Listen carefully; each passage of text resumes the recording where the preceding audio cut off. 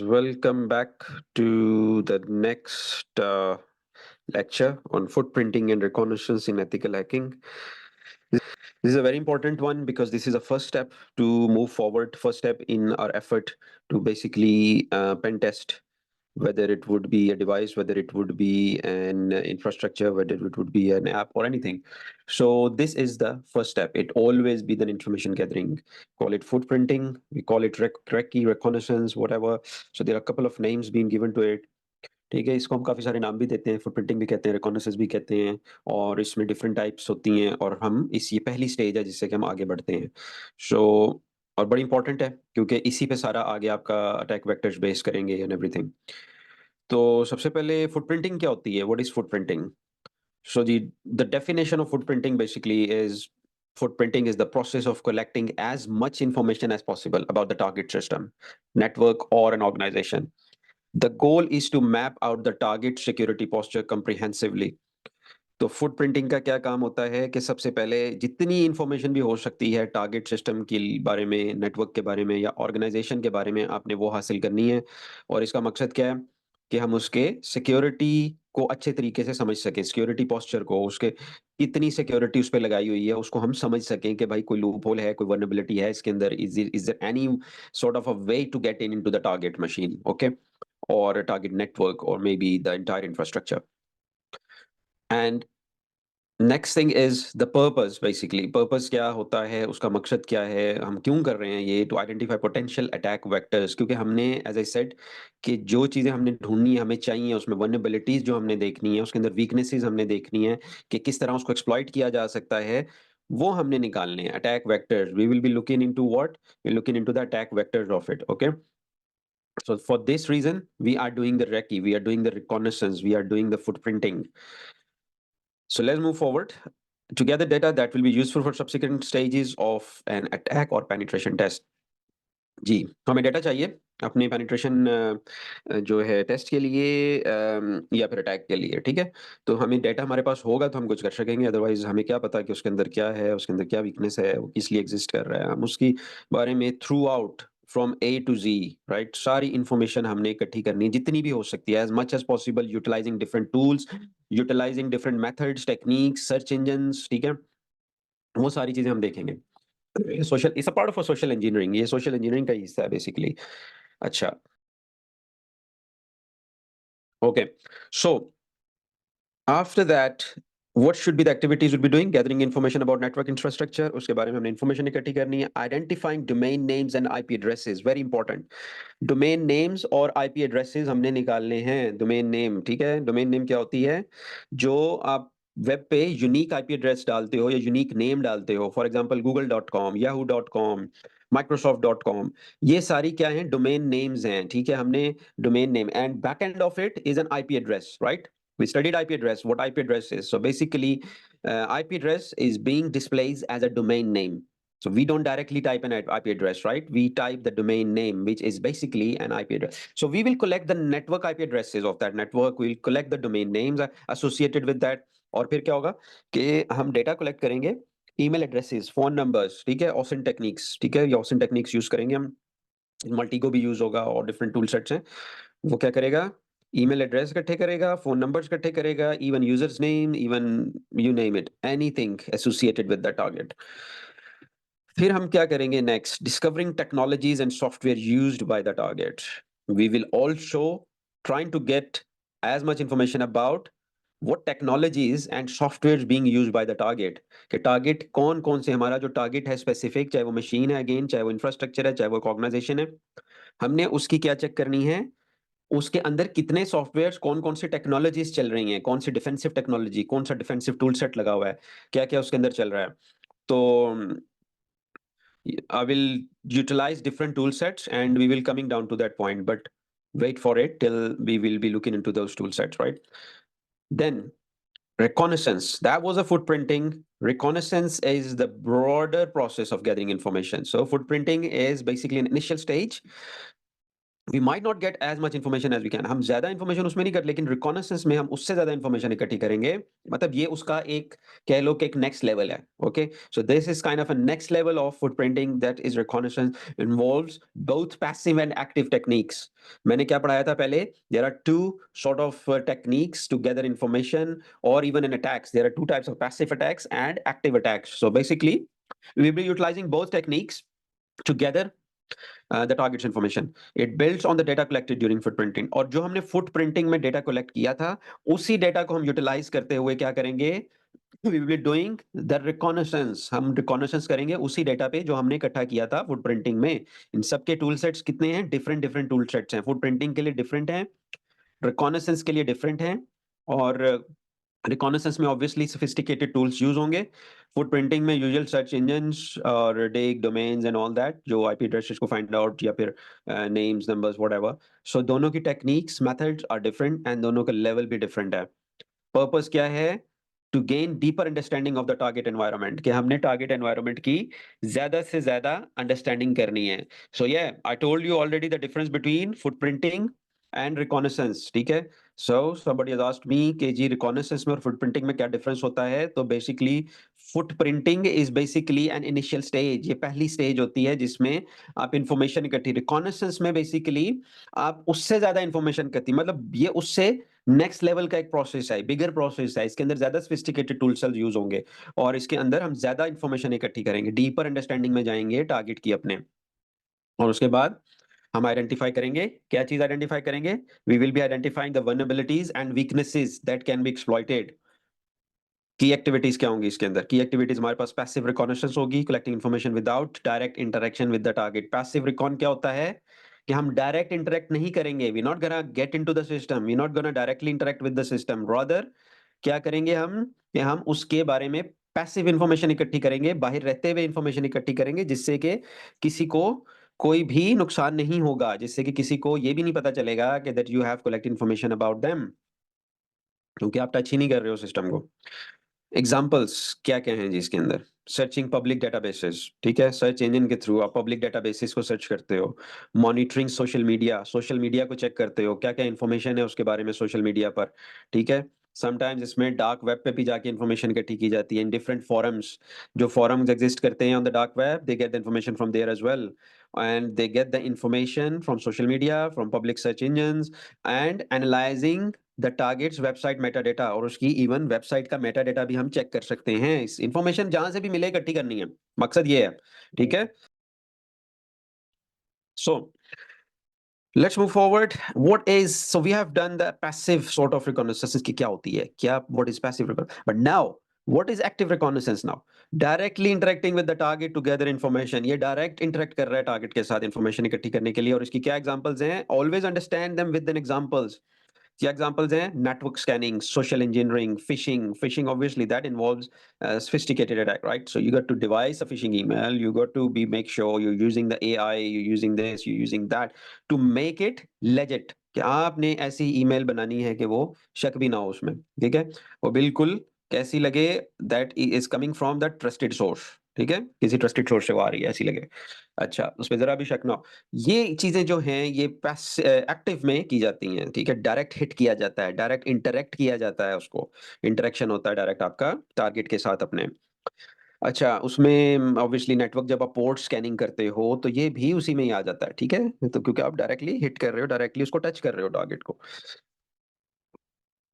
Importance की बात करें अगर, what is the importance of footprinting and reconnaissance in ethical hacking? Very, very important. First step, obviously, to get into it. Without doing that, you are failed. आप उसको attack नहीं कर सकते जब तक कि आपके पास ये इंफॉर्मेशन नहीं होगी। You will be failed apparently. तो क्या होगा? First step in the penetration testing, footprinting and reconnaissance lay the groundwork for a thorough security assessment, helps in planning subsequent attack vectors and methodologies. ये हमें help करेगी किसमें? आगे plan करने में। आगे हमने जो अटैक वेक्टर्स बनाने हैं, जो हमने पीस ऑफ कोड्स या जिसे स्क्रिप्ट्स कह लें या व्हाटएवर, जो भी आप बनाओगे अटैक वेक्टर या कोई मेथड यूज करोगे, उसमें हेल्प करेगा आपकी, ठीक है? अभी ये बेस बना रहा है, it's basically constructing your base to helping you out in subsequent attack vectors and methodologies which you will make later on. Risk identification. Identifies vulnerabilities that can mitigate it before they are exploited। और किस चीज में ये help करता है, किस चीज में हेल्प करता है ये हमें, जब हम पेन टेस्ट करते हैं किसी भी चीज को, तो उसमें ये हमें रिस्क आइडेंटिफाई करता है, हमें vulnerabilities देता है। It does expose those vulnerabilities which exist within the system before they get exploited। so pen tester क्या, उसका कमाल क्या होता है, उसका काम क्या होता है, बेसिकली पहले से निकाल लेना कि कोई चीज एक्सप्लॉइट होने जा रही है। मैं अटैकर हूं अगर, तो मैं उसको एक्सप्लॉइट करूंगा, बट आप पेन टेस्टर हो, आप पहले जाके वहां पे उसको ब्लॉक कर देते हो, उसको वहां से खत्म कर देते हो। और वो तभी करोगे जब आपको पता होगा कि ये अटैक है, ये अटैक बन सकता है, इसको अटैक किया जा सकता है, this vulnerability exists। Pen testers are being hired for that purpose. ठीक है, पेन टेस्टर्स को किस लिए हायर किया जाता है, इसीलिए हायर किया जाता है कि वो रिस्क को आइडेंटिफाई करें। It provides insight into the security posture of the target organisation. ये हमें पूरा सिक्योरिटी पोस्चर निकाल के दिखा देता है कि भाई आपकी ऑर्गेनाइजेशन में ये दरवाजे खुले हुए हैं, ये लॉक्स नहीं लगे हुए, आपके पास ये जो है वीक है सिक्योरिटी कंट्रोल, या आपके पास जो है ये इस चीज की कमी है कि यहाँ से इंट्रूडर आ सकता है, यहाँ से आपके पास हैकर एंटर हो सकता है, ये चीज को उठा के एक्सप्लॉइट कर सकता है आपकी। ठीक है, ये सारी चीजें ना उसमें हमने बतानी होती हैं। This is the whole purpose of it. Strategic advantage क्या है इसका? स्ट्रेटेजिक एडवांटेज ये है कि ये हमें knowledge gathered can be used to simulate real world attacks. जो हमें नॉलेज मिलता है इसको टेस्ट करने के बाद, इसको फुटप्रिंटिंग एंड रिकॉग्निशंस करने के बाद, वो हमें it can be used in a real world attacks. जो हम रियल वर्ल्ड अटैक्स में वो उसी नॉलेज को यूज करते हैं, सिमुलेट करते हैं उसको वैसा ही बना के उसको उसी तरह ही करते हैं हम जिस तरह के अटैक होना चाहिए। Helps in understanding the target's defenses and countermeasures। So it also helps us in understanding the targets, defenses and ये हमें मदद भी कर रहा है साथ साथ। किस चीज में हम अंडरस्टैंड कर रहे हैं उसके सिक्योरिटी पोस्चर को, उसके डिफेंसेस को, उसने कौन कौन से साइबर सिक्योरिटी के ऐसे टूल्स लगाए हुए हैं कि जिससे कि वो अटैक्स को रोक रहे हैं। वो टूल्स वो कौन कौन से, वो कौन सी फायरवॉल लगी हुई है, वो कौन सा क्लाउड एनालिसिस टूल लगा हुआ है, वो कौन सा बिहेवियर एनालिटिक टूल लगा हुआ है, वो कौन सा फाइल शेयर, वो कौन सा हनी पॉट लगा के बैठे हुए हैं, वो कौन सा, ये सारी चीजें हमें इसके अंदर पता चलती हैं। एथिकल बाउंड्रीज, ये बहुत important, very very important thing. Ethical boundaries always ensure you have explicit permission before conducting any recognitions activities. And again I am not taking any liability or the damages caused by the courses or the information I provide, because this is solely at your own sort of आपकी अपनी उसके ऊपर है कि आप उसको कैसे use करते हो। But there are ethical boundaries, इसकी एथिकल बाउंड्रीज हैं और उसको फॉलो करना होता है। उसमें क्या होता है कि सबसे पहले हमें परमिशन लेनी पड़ती है। हम ऐसे नहीं घुस जाते किसी भी सिस्टम में उसको तोड़ने, उसको अटैक करने के लिए या उसको फाइंड आउट करने के लिए vulnerabilities। We have to seek a permission from the owner of that system, from the owner of that website, from the company if we are doing organization pen test, from a person if are doing its personal pen testing on the devices, on probably on his websites और anything like that, on an application. तो हमें explicit permission चाहिए होती है। Without that हम ये काम नहीं करेंगे, ना कर सकते हैं। So bear that in mind, fit कर लो अपने दिमाग में। एथिकल इंपॉर्टेंस बहुत जरूरी है इसके अंदर, इसकी बाउंड्रीज हैं। Respect privacy and data protection laws to avoid legal repercussions। So if you do it wrong way, then you would be responsible of your own actions। So this is a disclaimer, this is a warning, this is a kind of very important information to begin with। आपने respect करनी है privacy, data protection loss को adhere करना है, ताकि कोई आपके ऊपर बाद में लीगल सॉर्ट ऑफ एक्शन ना लिया जा सके। तो make sure. Types of reconnaissance we already covered. Passive, इसकी क्या डेफिनेशन है? गैदरिंग इन, लो जी आपका क्वेश्चन आ गया है, what you have asked me basically. So इसमें डिफरेंस बताएंगे अभी हम कि gathering information without entering the target, ये पैसिव होता है। टेक्निक्स क्या है इसकी? Who is lookup, DNS enumeration, social media profiling, public record searches. So these are the techniques which we will use for passive reconnaissance. हम gather करेंगे कौन कौन सी चीजें यूज करते हुए, अभी हु इज लुकअप यूज करेंगे, DNS enumeration and social media profiling, public record search करेंगे सर्च इंजन के थ्रू। कौन कौन से टूल्स यूज होते हैं इसमें? शोडन है, दी हार्वेस्टर है, गूगल सर्च ऑपरेटर्स हैं। ठीक है, these are very important tool sets to begin with। शोडन very important, harvester, google search operators we use।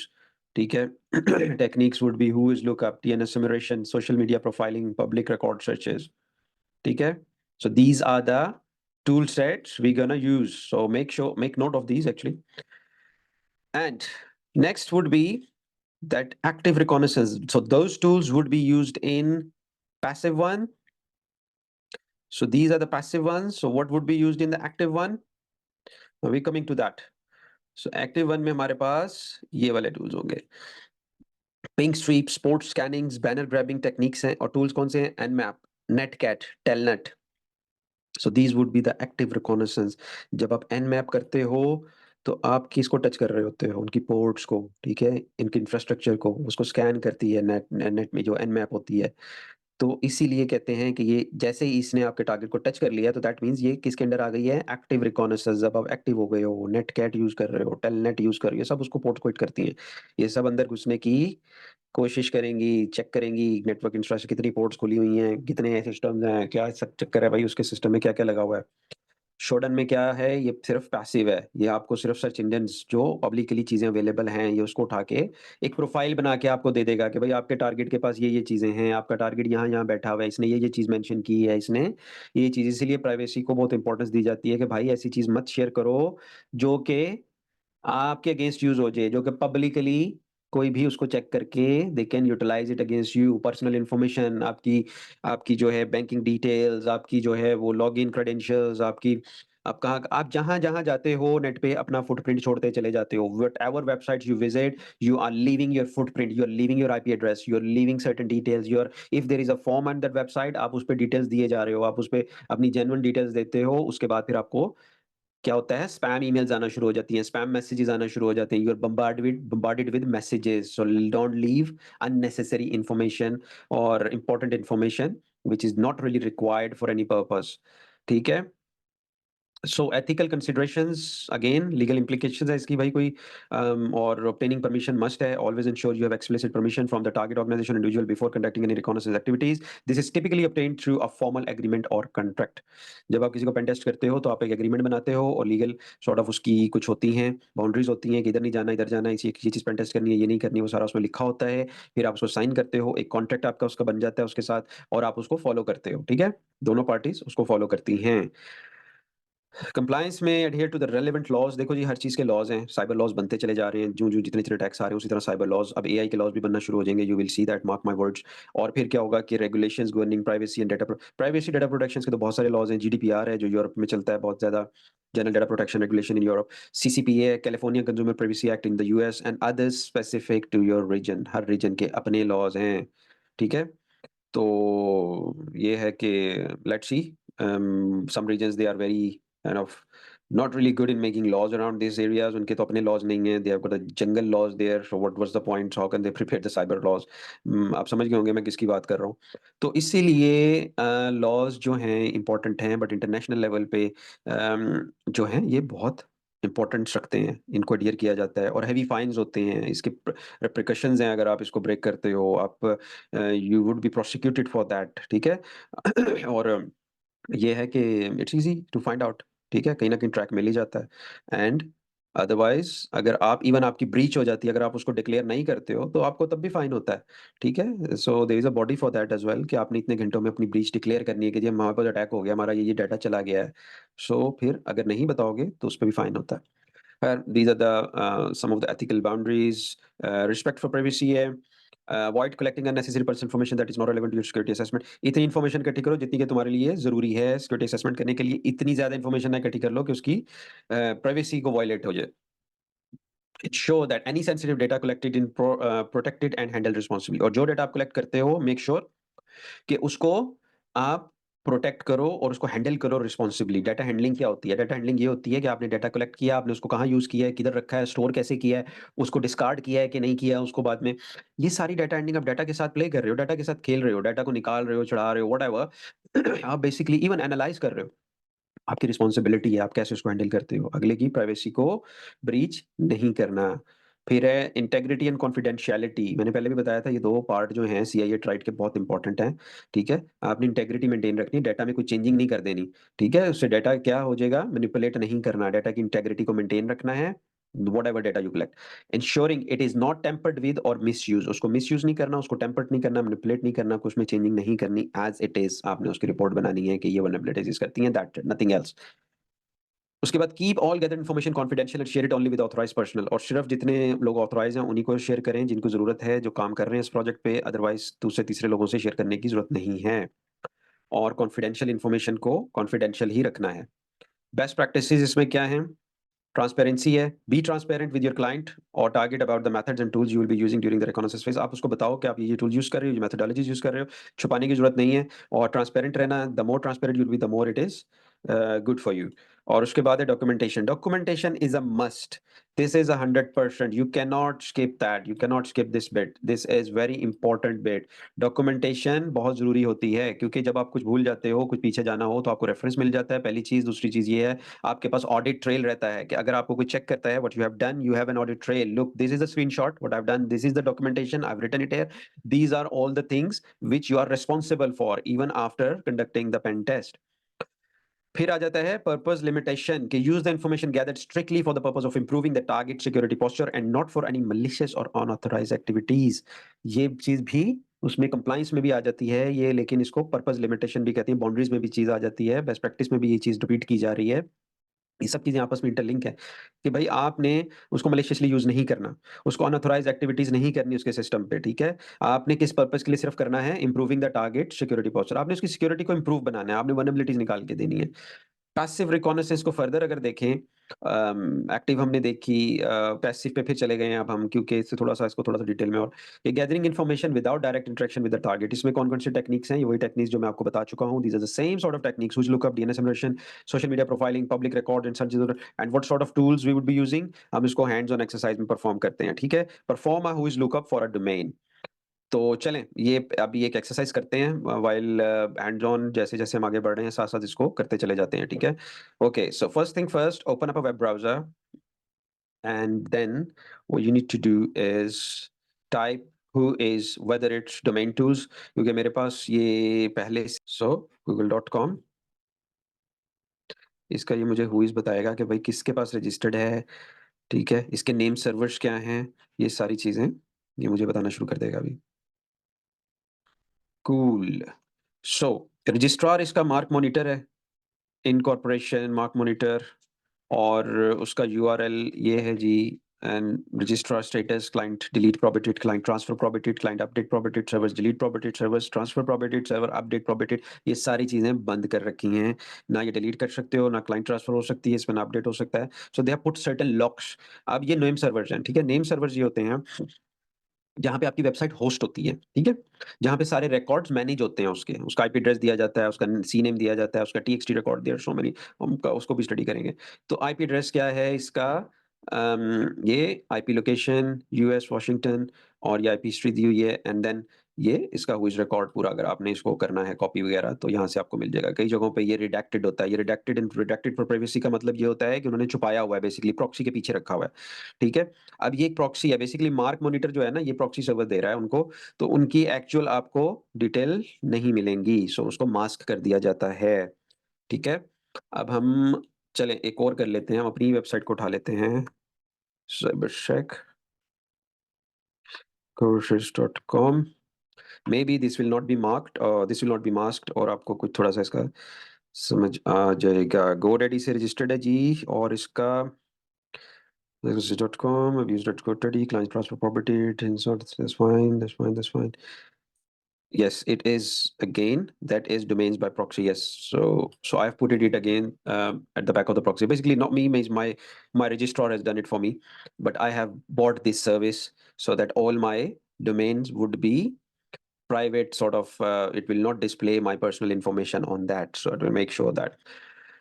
अच्छा, अब हम वापस चलते हैं, आप सब ये साथ साथ करें, it would be good for you। Let's go back to my slides, then I'm gonna resume share। So I am back at the footprinting and reconnaissance slide. Let me put more on my slideshow. Okay. My mouse has gone crazy actually. So let's look up.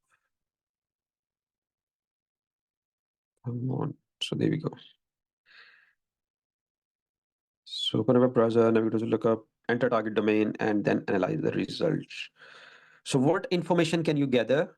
I've told you, you will have certain indicators like their name servers.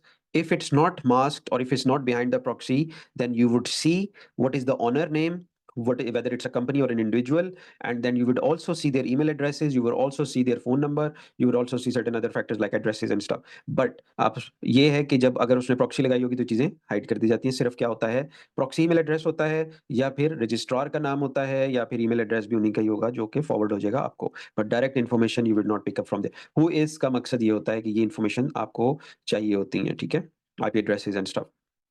अच्छा, enumeration. So the next bit is the enumeration bit. और enumeration में क्या होता है कि basically आप discovering details about the domains DNS records. अब DNS records क्या होते हैं? सो जब आप एक डोमेन बाय कर लेते हो, ठीक है जी, एक आपने डोमेन बाय कर ली है, ठीक है, दिस इज़ योर डोमेन। कौन-सी डोमेन बाय की है आपने? फॉर एग्ज़ाम्पल आपने बाय कर दी है उल्लू डॉट कॉम, और उसमें आपने क्या किया है, इसके बैकएंड पे क्या होगा, एक आईपी एड्रेस होना चाहिए, ठीक है? There must be an IP address. पहली चीज़ है, एक आईपी एड्रेस आप दोगे, कहाँ का आईपी एड्रेस दोगे? जहाँ पे आपकी वेबसाइट होस्ट की होगी। जिधर आपने अपने सर्वर पे, प्राइवेट सर्वर पे की हुई है, फाइन, नो प्रॉब्लम। आपने किसी होस्टिंग प्रोवाइडर पे की हुई है, जिस तरह होस्टिंगर है या अदर जो होस्टिंग प्रोवाइडर्स हैं, अगर आपने उधर की है, उसका आईपी एड्रेस होगा या फिर उसका नेम सर्वर। सबसे पहले तो नेम सर्वर होगा वहाँ का, ठीक है? IP address and the name server, ठीक है? आप उसका नेम सर्वर कॉन्फ़िगर कर लोगे रजिस्ट्रार के पास। जो मैंने आपको अभी दिखाया था, नेम सर्वर एनएस रिकॉर्ड होता है। नेम सर्वर हो गया, उसका आईपी एड्रेस हो गया, फिर आपने किसी रीडायरेक्ट करनी है वेबसाइट अपनी या किसी और डोमेन को। फॉर एग्ज़ाम्पल एक आपकी सब डोमेन है one.ullu.com, तो आप उसको रीडायरेक्ट कर दोगे किसकी तरफ? किसी और डोमेन की तरफ। फॉर एग्ज़ाम्पल गूगल पे ही हो जाएगा, तो गूगल की तरफ ले जाओगे। उसको कहते हैं सीनेम रिकॉर्ड। मिरर करोगे अपनी वेबसाइट को उस यूआरएल पे, तो वो सीनेम रिकॉर्ड हो जाएगा। इसी तरह एक टीएक्सटी रिकॉर्ड होता है, सीनेम रिकॉर्ड, फिर टीएक्सटी रिकॉर्ड होता है। ये टीएक्सटी रिकॉर्ड आपकी डोमेन ओनरशिप को वेरीफाई करता है, टोकन्स होते हैं एंड ऑल दैट। कहने का मकसद क्या है कि आपकी डोमेन, सिर्फ डोमेन ही नहीं बाय कर ली, खत्म हो गया काम, उसके पीछे रिकॉर्ड्स होते हैं, उसके पीछे काफ़ी सारे डीएनएस रिकॉर्ड्स होते हैं। हमने वो एन्यूमरेट करने हैं, हमने वो निकालने हैं कि कौन-कौन से रिकॉर्ड्स हैं।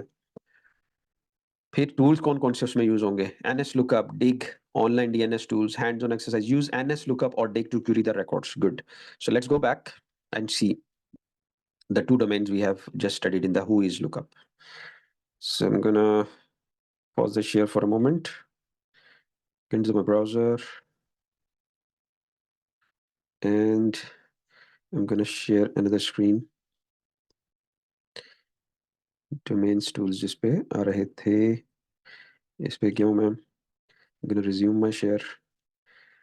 तो अब आप ये कौन सी स्क्रीन देख रहे हो? वापस डोमेन्स टूल वाली। अब डोमेन पे नहीं, मैं डिग पे जाऊँगा, ठीक है? तो अब डिग की वेबसाइट्स भी हैं, तो अब जो मैं यूज़ कर रहा हूँ इस टाइम वो digwebinterface.com है। इस पे मैं जाऊँगा और मैं एक डोमेन करता हूँ google.com।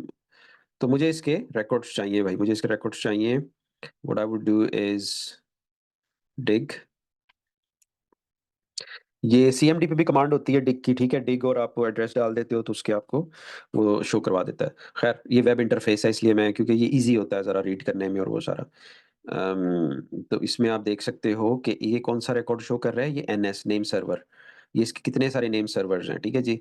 फिर इसके बाद ये भी सारे नेम सर्वर हैं, गूगल है ना? और फिर ए रिकॉर्ड होता है आपका आईपी एड्रेस, ठीक है? ये आईपी एड्रेस है गूगल का, ये आईपी एड्रेस शो कर रहा है। तो इस तरह करके ये आपको उसके डिग की कमांड से आपको काफ़ी सारे उसके आईपी एड्रेस दिखा देगा, ठीक है? और इसमें मैं अगर कर देता हूँ कि अगर फॉर एग्ज़ाम्पल डिफरेंट इस पे हैं ऑप्शंस, इनको मैं सेलेक्ट कर सकता हूँ, कलराइज़्ड आउटपुट भी दे सकता हूँ, short, no recursive, only first name server, उस हिसाब से फिर वो उसको, लेकिन at the moment I am just doing the trace and resolver. So अब मैं दूसरी वेबसाइट की तरफ आता हूँ, इसको करेंगे डिग। इससे क्या होगा कि जो वेबसाइट मैंने साइबर शेक कोशिश की दी है, ये उसको डिग करके दिखाएगा। There you go. मेरे ये जो नेम सर्वर्स हैं, ये सारे दिखा रहा है और साथ में ये आईपी एड्रेसेस हैं, ये नेम सर्वर्स कौन से उस पे होस्ट केटर पे ये हो रहा है, होस्ट हुआ हुआ है। तो इस तरह करके you can find out the kind of the domain records around that, ठीक है, मैंने रिकॉर्ड। अच्छा, अब उसके बाद आ जाते हैं हम, get back there, let me see, ns lookup google.com, see how it works, good। इसका सर्वर क्या दे रहा है ये, dns.google address, this is authoritative name server and this is the IP address for that। or terminal, um, type ns lookup or dig followed by the target domain, analyze the return DNS records, right? So what do these records tell us about the target? So you guys have to tell me now. So I'm going to give you 5 minutes and you guys have to tell me now that what domain you have searched and what sort of information did you get। When you fire up your Kali machine, अगर आप Kali में कर रहे हैं तो उसमें अगर आप dig करेंगे तो ये you would get this sort of thing, right? So dig google.com and you would get uh, this sort of an IP address there, which is a record, server name, when time दे रहा है और message size received 55। तो ये एक चीज़ है, यहीं पे मैं NS lookup भी करके देख लेता हूँ।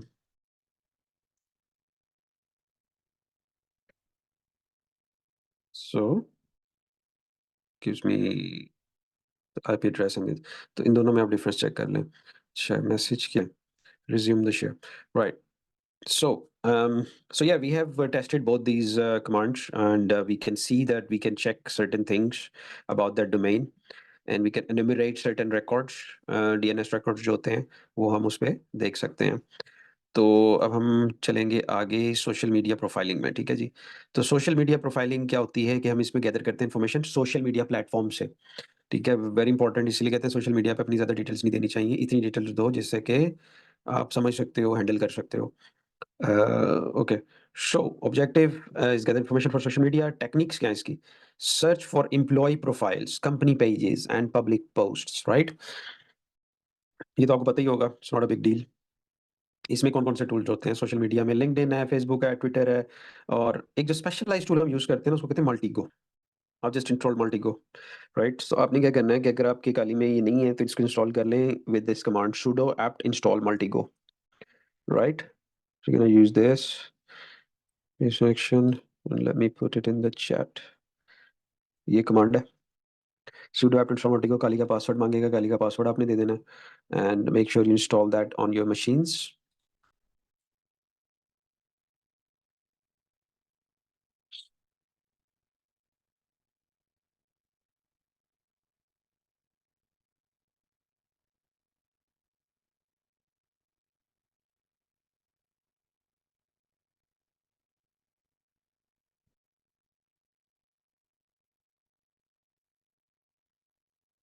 So basically once it's installed you got to fire that up, ठीक है। आप उसी उस पे डालें मल्टीगो टाइप करें।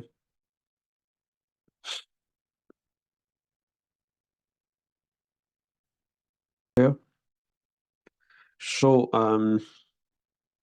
अभी देख लेते हैं एक्टिव रिकॉनेसेंस में क्या आ जाएगा हमारे पास।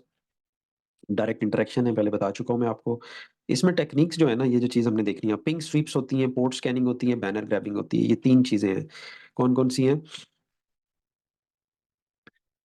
Ping sweep, port scanning and banner grabbing. So these are the things. अभी हम क्या करेंगे, nmap यूज़ करेंगे बेसिक पोर्ट स्कैनिंग के लिए, ठीक है।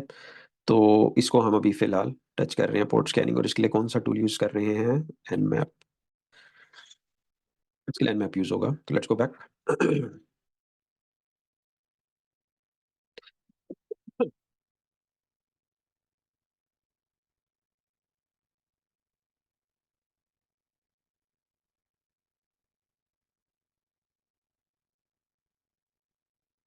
अच्छा, इसमें हम nmap के जो डिफरेंट फ्लैग्स हैं वो हम यूज़ कर सकते हैं इसमें। ये आपको जब आप nmap उस पे टाइप करोगे ये सारी आपको लिस्ट दे देगा। Basically this is the whole help guide there, ठीक है। टारगेट स्पेसिफाई कर सकते हैं इसमें। सबसे पहले तो मैं इसको मैक्सिमाइज़ कर दूँ, सही नज़र आ रहा होगा। तो इसमें सबसे पहले तो आप ये करोगे कि इसमें टारगेट स्पेसिफाई कर सकते हो कि जिस तरह इसने एग्ज़ाम्पल दी हुई है, अम, scanme.nmap.org और ये माइक्रोसॉफ्ट का आगे दे दी microsoft.com and this and that. So अब इसमें आप IL का इनपुट फाइल नेम भी दे सकते हो, list of input from list of host network. IR भी दे सकते हो, चूज रैंडम टारगेट्स, ठीक है। और फिर आपके अगर होस्ट डिस्कवरी आपने करनी है तो list scan, simplify list targets to scan, इस तरह उसके काफ़ी सारे हैं स्कैन टेक्निक्स इसमें। और भी दी हुई है इसने। तो बेसिकली इसके मतलब हंड्रेड्स ऑफ फ्लैग्स हैं इसमें, आप you can choose it and you can play accordingly. और इसमें अगर आपने यहाँ लगे हैं port scanning with an nmap, तो ये पॉपुलर नेटवर्क स्कैनिंग टूल है, ठीक है। क्वाइट कम्प्रिहेंसिव, जिस तरह मैंने दिखाया है, इसके अंदर बहुत सारे फ्लैग्स हैं, बहुत सारी, जिस तरह आप उसको यूज़ करना चाहते हो एज पर योर रिक्वायरमेंट, आप उसको वैसे ही करते हो। सबसे पहले आप ओपन कमांड प्रॉम्प्ट टर्मिनल आप ओपन करें अपना, उसमें nmap डालें और टारगेट आईपी एड्रेस डाल दें, ठीक है। Forget about the flags eight the moment. अब उसमें क्या हम एनालाइज करने लगे हैं, output for open ports and services, ठीक है जी। तो हम उसमें ओपन पोर्ट्स देखेंगे और सर्विसेज देखेंगे कौन कौन सी ओपन है। चलिए इसको back the Kali machine be there.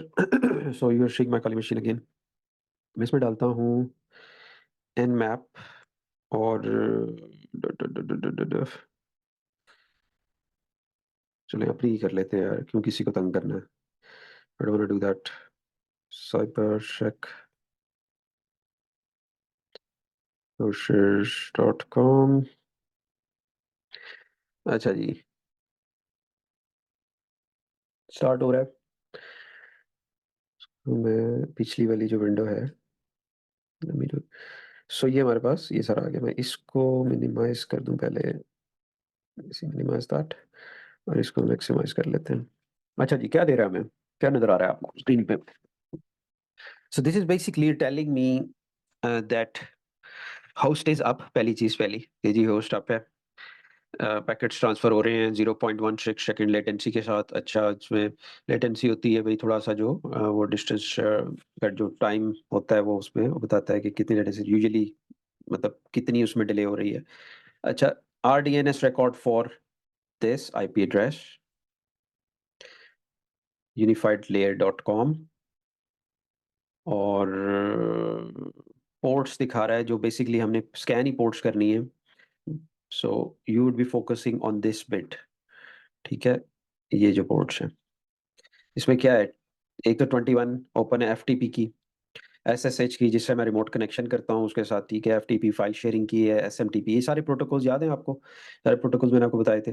फिर ये जी डोमेन की है, ये HTTP 80 port is associated with HTTP always, POP3 की मेल की 110, IMAP 143, HTTPS सिक्योर जो है आपका प्रोटोकॉल वो 443 पे एग्जिस्ट करता है। SMTP सबमिशन IMAPs की दे रहा है 993, POP3 इसकी सिक्योर POP3, इसकी 995, ईथरनेट नेट IP1 और MySQL की भी पोर्ट ओपन है। ये ओपन पोर्ट्स हैं जिसकी सारी, ठीक है। इसमें कुछ ऐसी हैं जो यूजुअल हैं, जो आपको हर उसमें मिलेंगी, बिकॉज उसको ओपन रखना पड़ता है कम्युनिकेट। इसको बंद, फॉर एग्जांपल मैं इसको बंद कर दूंगा तो भाई आपका कैसे होगा फिर HTTP जो आपका वो है, ठीक है। तो आपका जो कम्युनिकेशन है वो बंद हो जाएगा। So that's why these ports should have been opened. अच्छा, so all you got to do is go back in the server and basically close that vulnerability। वो भी हम कर सकते हैं, उसको आपने कॉन्फ़िगरेशन में चेंज करके FTP वहां से खत्म कर देना, ठीक है। जो आपके सर्वर में फाइल शेयरिंग प्रोटोकॉल है उस फीचर को आपने रिमूव कर देना है। समटाइम्स हम SMB फीचर को रिमूव कर देते हैं, ठीक है। वो SMB का भी यही होता है कि फाइल शेयर्स, लेकिन वो आजकल कंसिडर एज ए वल्नरेबिलिटी आई हुई है, तो SMB भी सिक्योर कंसिडर नहीं किया जाता, उसको भी बंद कर दिया जाता है।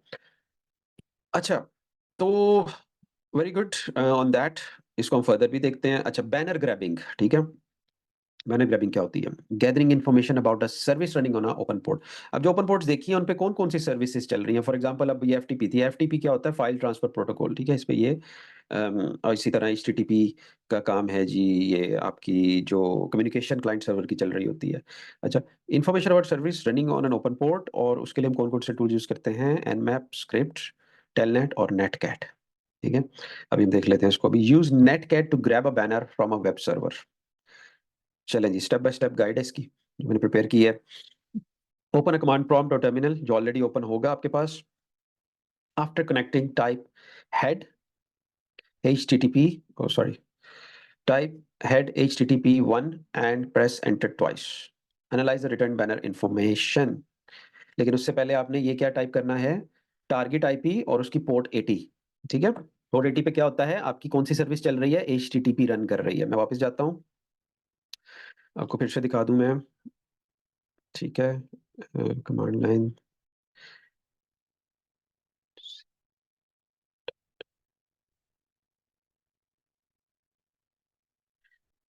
This one, and as you can see कि पोर्ट 80 कहाँ गई, ये रही TCP। ठीक है, sorry,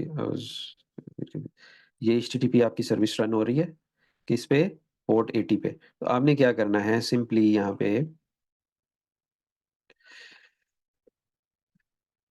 netcat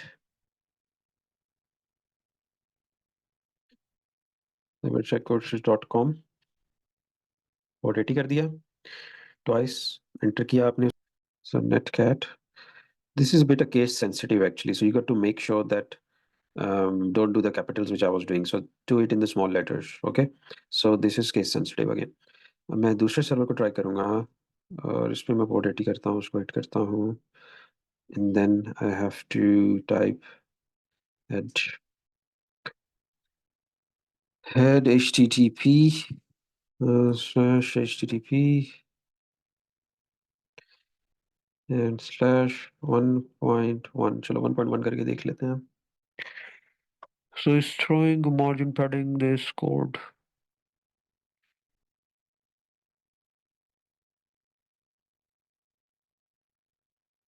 So we have to analyze and we have to see what information would we be looking at, right?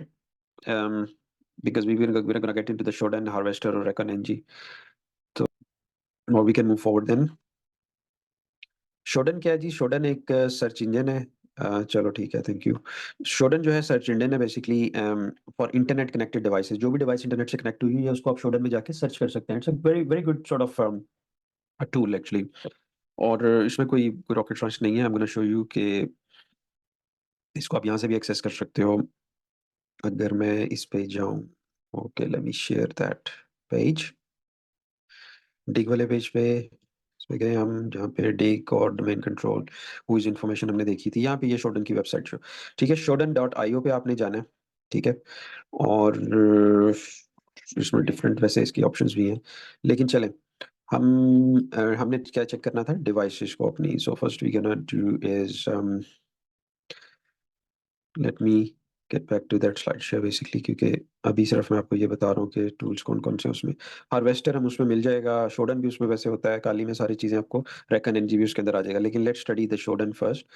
तो शोडन बेसिकली क्या है कि Shodan is a search engine that lets you find specific types of computers, webcams, routers, server, etc. connected to the internet using a variety of filters. It's often referred to as the search engine for hackers. ठीक है, ये हमारे लिए क्या provide करता है कि कोई भी नेटवर्क कनेक्टेड डिवाइस होगी ना, वेबकैम, राउटर, सर्वर, स्विचेस, जो भी उसके अंदर आ जाते हैं, जो डिवाइसेस मैंने आपको पहले बताई थी, नेटवर्किंग डिवाइसेस जो होती हैं। सो बेसिकली हम उसको सर्च कर सकते हैं इसको यूज़ करते हुए सर्च इंजन को, और उसमें हम हमारे पास वैरायटी ऑफ फिल्टर्स, बहुत सारे फिल्टर्स भी इसमें होते हैं, और इसको in other words search engine for hackers भी कहा जाता है। ठीक है, so there is a reason for that, quite comprehensive है ये। अच्छा, उसके बाद coming back to the hands-on demonstration for that, open your web browser and navigate to Shodan. Sign up for an account if you don't have one, free trial available there, and then search for the devices. And while you're searching for the devices, उसमें आपने क्या करना है, पहले एक web browser open किया, उसमें shodan.io type करें, उसकी वेबसाइट पे जाएं, फिर अपना अकाउंट एक बनाएं फ्री ट्रायल में, और उसके बाद आप क्या करते हैं कि सर्च बार में क्यूरी टाइप करते हैं default password to find devices with the default credentials like admin और इस टाइप के। Analyze the search results to understand what devices are exposed, right? तो अब हम देखते हैं इसको। It's gonna go back, Shodan, and there we go. चलें, we set the default password. It's gonna ask for the sign up, I know. अच्छा, okay, that's good, that's good. Didn't even ask that. अब ये जो आपको दिखा रहा है, आपको समझ आ रही है कि क्या बेसिकली है, कि इसने 432 रिजल्ट्स हमें दिखाए हैं। उनमें टॉप कंट्रीज दिखा रहा है बेसिकली, जहाँ पे ये डिफॉल्ट पासवर्ड्स यूज हो रहे हैं, उसमें यूनाइटेड स्टेट्स हैं 365 सॉर्ट ऑफ, ये है इसकी जो डिवाइसेस जो डिफ़ॉल्ट पासवर्ड्स यूज़ कर रही हैं basically Germany 14, Canada 6, China, United Kingdom 5 and we got more if you want to look into it. Top ports जो इसकी हैं वो 23 443 टॉप पोर्ट्स 23 चल रही है। अच्छा ये मैंने just to see the stats basically gonna go back और फिर उसके बाद ये जो है बेसिकली पोर्ट्स के बाद आ जाता है टॉप ऑर्गेनाइजेशंस जो हैं which was using this top products Nginx server है अपाची टॉमकैट है माइक्रोसॉफ्ट भी इंक्लूड है वाओ अमेजिंग और टॉप ऑपरेटिंग सिस्टम्स हैं ठीक है ये Synology description manager and stuff like that अच्छा इसने कुछ बैनर्स यहाँ पे दिखाए हुए हैं आपको कि one of the one of this is IP address for that by the way तो enable and Telnet password configure to password अच्छा ये जब डिवाइस को एनेबल करते हो ना किसी डिवाइस को आप फैक्ट्री सेटिंग से फिर उसको आप एनेबल करते हो फिर आप उसको चलाते हो चाहे वो कुछ भी हो चाहे सर्वर हो राउटर हो या कोई भी अदर नेटवर्किंग कनेक्टेड डिवाइस तो उसको पहले एनेबल करते हैं और फिर हम उसको टेलनेट अब इनके पासवर्ड जो हैं वो कॉन्फ़िगर किस पे किया गया इन्होंने पासवर्ड पे। तो ये पता नहीं ये चीज़ कब खत्म होगी बट ये बहुत पुराना और बड़ा क्लासिकल एक अटैक है कि वो डिफ़ॉल्ट डिवाइसेज़ को पासवर्ड पासवर्ड अगर आप नहीं चेंज करते हो you got to change it make sure अगर आप कहीं पे कोई नेटवर्क एडमिनिस्ट्रेटर काम कर रहे हो या किसी उसमें ऑर्गेनाइज़ेशन में काम कर रहे हो तो make sure you change that default password to basically whatever your password given. SSH, HTTP and HTTPS default user name is admin लो जी और कर लो बात। And the password is password. अब मैंने क्या कहा था एडमिन एडमिन दिया होता है या एडमिन पासवर्ड अब ये यूज़र नेम एडमिन है और इसका पासवर्ड पासवर्ड है। Please change them immediately the gigabyte Ethernet interface enable with that. तो ये बेसिकली रिपोर्ट दिखाने का मकसद ये है कि एक तो ये है कि इट्स ओपनली क्रिटिसाइजिंग देम और दूसरी तरफ उनको वार्निंग है कि भई आप कर लो इसको change and this is basically quite one is connected to the internet and basically ये बेसिकली अब पावरफुल चेक करेंगे कितना है कि सिर्फ मैंने एक सर्च क्वेरी टाइप किया डिफ़ॉल्ट पासवर्ड्स की and it's given me all the IP addresses connected devices associated their IP address associated और उसने मुझे उसका निकाल के दे दिया डाटा सारा कि कौन-कौन से डिवाइसेस के ऊपर ये अभी चल रहा है और कितनी टोटल हमारे पास आ गई है 432 devices on that. So imagine we're living in a world where even there are so much sophisticated tool set, so much attacks are going on, cyber awareness is kind of spreading, but still जो है उसकी अभी तक उसमें कोई changing नहीं की गई या स्टिल अटैक्स एग्जिस्ट और ये एग्जिस्ट करते रहेंगे देयर इज नथिंग 100% देयर। अच्छा अब हम चलते हैं अपना फर्दर इसकी सॉर्ट ऑफ रिसर्च की तरफ तो 1 मिनट। अब ये है इसमें कि हम इसको रिजल्ट्स को एनालाइज़ भी कर सकते हैं। व्हाट डिवाइसेज़ आर एक्सपोज्ड को उसको एग्जांपल सर्च क्वेरीज़ दे सकते हैं हम। यूएस कंट्रीज़ उसमें दिखाई थी पोर्ट के हिसाब से भी, ऑपरेटिंग सिस्टम्स में भी। फिर हमने आपने बताना है कि क्या डिवाइसेज़ और इन्फॉर्मेशन आप फाइंड आउट करते हो इसमें। How can this information be used ethically for securing networks और इस इन्फॉर्मेशन को हम कैसे यूज़ कर सकते हैं नेटवर्क को सिक्योर करने में। So I am gonna go back. आपने कंट्री वाइज़ जाना है तो आप ये कंट्री वाइज़ भी रिज़ल्ट चेक कर सकते हैं और let me open that one to see further details about that. तो इसकी कंट्री यूनाइटेड स्टेट हो गई बोस्टन। ऑर्गेनाइज़ेशन क्या है? वेरिज़ॉन बिज़नेस है और ये उसका एसएन दिया हुआ है और ओपन पोर्ट्स कितनी है इसकी 22, 23, 80, 443 और ये आरएसए की टाइप एन्क्रिप्शन बेसिकली एन्क्रिप्शन की दी हुई है। केईएक्स एल्गोरिदम दिया हुआ है सर्वर होस्ट। ये बेसिकली अगर आपने इसको फर्दर एनालाइज़ करना है, इसका मैक एल्गोरिदम भी दिया हुआ है, एन्क्रिप्शन एल्गोरिदम एंड ये सारी पोर्ट्स के अंदर। तो आप बीइंग एन एथिकल हैकर आप उसको इसी इन्फॉर्मेशन को बेसिकली आप यूटिलाइज़ कर सकते हो। आप यूटिलाइज़ करते हो, आप इसको फॉर एग्ज़ाम्पल एक अपाची की वल्नरेबिलिटी आई हुई है, आपको पता है ये पोर्ट ओपन है इनकी, आपने शोडन को यूज़ किया, आपने उसके साथ एनमैप लगाया, बैनर ग्रैबिंग की, उसके साथ फिर आपने फर्दर जो है उसमें देखा है कि वल्नरेबिलिटी डेटाबेस में चेक किया, फिर आपने उस वल्नरेबिलिटी को tools, techniques and procedures, attack tactics में देखा कि भई इसके क्या टैक्टिक्स हैं इसको एक्सप्लॉइट करने के और आपने बूम आपने उसको एक्सप्लॉइट करना शुरू कर दिया। So this is how an attacker penetrates into it, right? ये वो चीज़ है जो आप अटैकर पॉइंट ऑफ व्यू से सोच रहे हो। फिर आपने इसको डिफेंड कैसे करना है? So you got to basically make sure get them to change the password straight away quickly. अपनी डिवाइस के पासवर्ड चेंज करें, या एडमिन और यूजर नेम और ये सब खत्म करें, पोर्ट्स ओपन है तो उसको बंद करें, जो अननेसेसरी है आपने ओपन की हुई हैं एंड ऑल दैट। ये सारी फिर रिकमेंडेशंस आप उनको देते हो। So this is kind of a quick glimpse into it कि आप उसको कैसे जो है टेस्ट कर रहे होते हो, कितने टूल्स और कौन-कौन से टूल्स आप यूज़ कर रहे होते हो, ठीक है? So we gonna move forward quickly.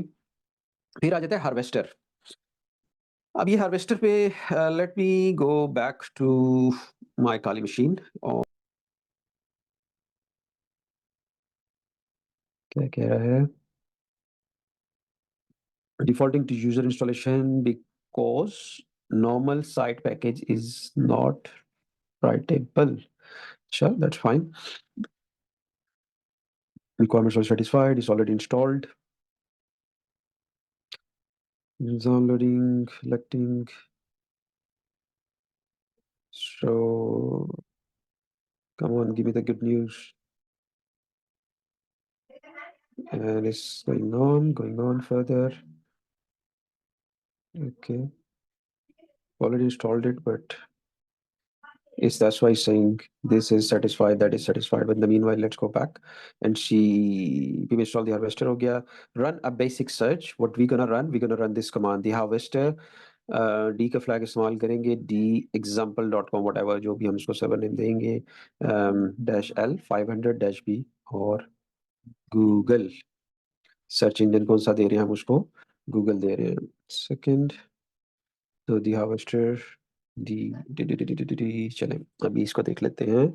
Gonna go back to कहाँ तक पहुँचा ये? Successfully built show done. अच्छा तो installing और collecting adding this directory to the path, the script, adding this directory to the path. ये अक्सर आप नहीं इसको चीज़ को पढ़ते हो लेकिन ये अच्छा आपकी स्टडी के लिए, आपके उसके लिए कि आपको समझ आती है कि ये बेसिकली क्या कर रहा है बैकएंड पे. Pip's dependency resolver does not currently take into account all the packages that are installed the behaviour resource to the following. That's fine, completely normal. Successfully installed this AIP certificate. अच्छा जी, चीज़ install हो चुकी है. अच्छा अब हम command की तरफ जाएंगे. Created default proxies YAML at home खाली the harvested proxies.yaml. Okay go on. शुक्र है चल पड़ा है. तो invalid source कौन सा दिया हमने? अच्छा आई थिंक उल्टा. हम्म. Created default API keys for YAML target server.com. Fine, good. Now it's searching Bing. No IPs found, no emails found, no host found. Thanks God. So that is being saved. Reckon NG. ठीक है. ये भी बड़ा powerful recognisance framework है. इसके अंदर modular approach करते हैं हम, जिस तरह यूज़ करते हैं. It automates the process of data gathering making it a favourite among ethical hackers. तो रेकन एनजी काफ़ी वाइडली यूज़ होता है. इसको फेवरेट कहना दूसरों के साथ तो फिर जस्टिफिकेशन नहीं होगी, लेकिन ये है कि इट वाइडली यूज़.